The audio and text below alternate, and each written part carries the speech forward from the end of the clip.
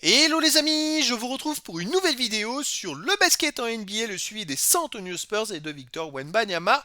Et cette nuit, les Spurs ont gagné chez les Los Angeles Clippers 119-115. Ils poursuivent leur petit bonhomme de chemin dans la deuxième place de la conférence Ouest avec un très bon Wemby, 21 points, 13 rebonds, 2 passes, 4 comptes, 1 interception.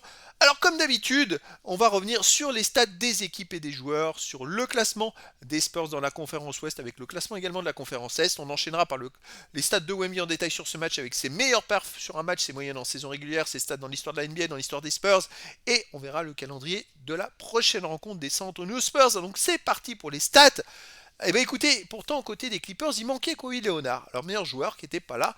Et malgré tout, ils ont démarré très très fort puisqu'ils menaient le premier quart-temps 37-29 plus 8. Mais alors le deuxième quart-temps, ça a été totalement l'inverse. Les Spurs ont gagné 37-15 plus 22.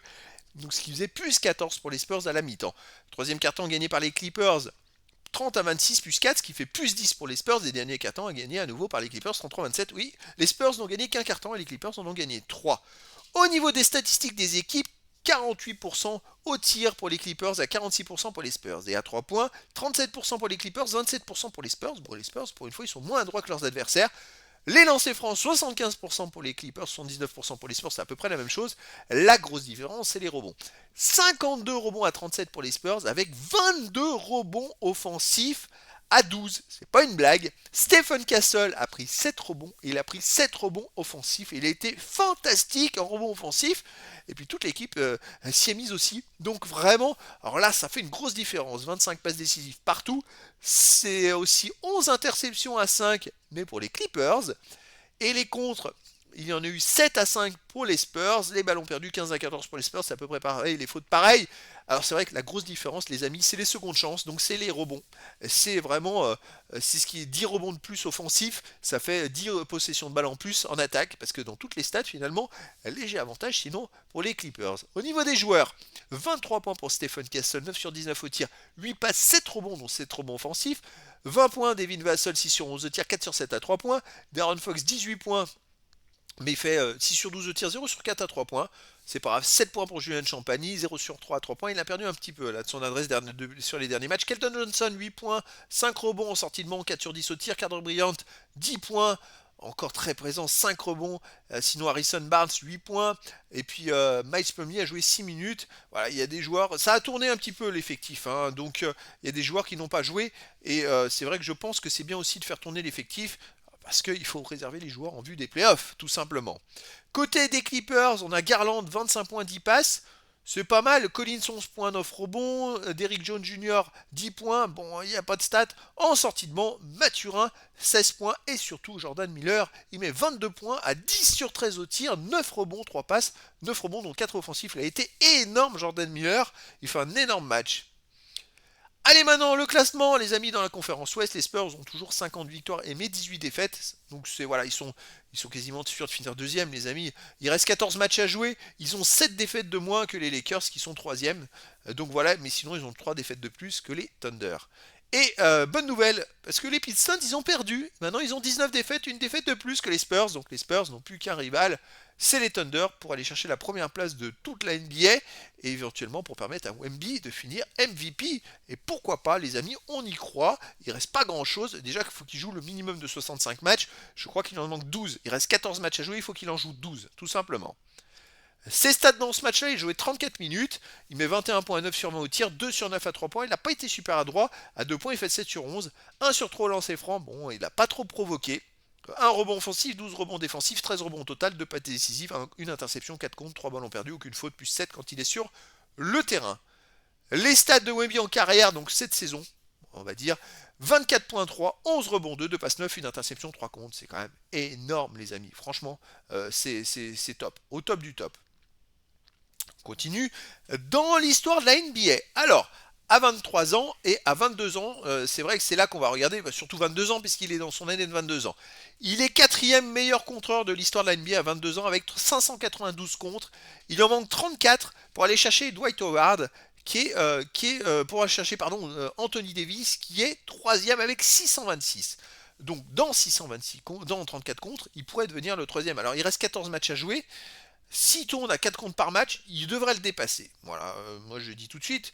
Après, au-dessus, ça va être compliqué. Chez Nolly, il est à 709 et Josh Smith 786. Mais quelle fierté s'il peut aller chercher la troisième place d'Anthony Davis. Waouh, ça serait énorme, les amis. Donc, on va surveiller tout ça. Ça va être important. Sinon, dans les autres stats, je vous ai mis en violet ses progressions où il fait mieux que sa place au classement à 21 ans. Et il fait mieux au game. Il a gagné 3 places. Il est maintenant 265e contre 268e. Aux 3 points tentés, il est 19e. Pareil.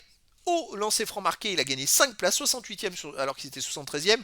Au tenté, 83e alors qu'il était 87e. C'est pas mal, hein, les amis. Franchement, il va continuer à progresser. Les rebonds défensifs, il a gagné 6 places. Il est 21e de l'histoire. Et les rebonds, total rebond, il est 41e. Il a gagné 2 places. Donc, il est quand même, les amis, dans les 100, dans beaucoup de statistiques. Quasiment dans toutes. Hein. Il n'y a que les fautes, les interceptions, les passes décisives, quoique c'est pas terminé, les rebonds offensifs, minutes et game, où forcément il a beaucoup moins de matchs joués que d'autres, il n'est pas dans les 100. Et à 23 ans, les amis, il est déjà 12e meilleur contreur de l'histoire de la NBA à 23 ans. C'est quand même hallucinant. Il a un an d'avance. Sinon, il est 63e au rebond défensif, aux 3 points marqués, 64e, 3 points tentés, 56e. Donc c'est plutôt intéressant. Il a déjà 4 stats dans les 100 premiers, tout simplement. Et à 24 ans, il est même 28e meilleur contreur de l'histoire de la NBA à 24 ans, alors qu'il a plus de 2 ans d'avance. Donc voilà, on va voir. Je sais que les adversaires Shaquille O'Neal et Josh Smith, c'est quand même des sacrés adversaires, les amis, qui ont joué beaucoup de matchs. Anthony Davis, il a été blessé plein de fois, donc après au NBA, on ne sait pas. Hein, pour la suite, il a déjà manqué plus de 35 matchs la saison passée, quel dommage. Sinon, il pourrait aller être dans les deux. S'il avait, vous voyez, 100 contre 2 plus, il pourrait aller viser la deuxième place et se battre après entre les deux premières places. Ça serait vraiment top. C'était vraiment dommage. Allez, on continue dans l'histoire des San Antonio Spurs, les amis. Eh bien, écoutez, là, c'est pas en termes de place, le gain, c'est en termes de stats.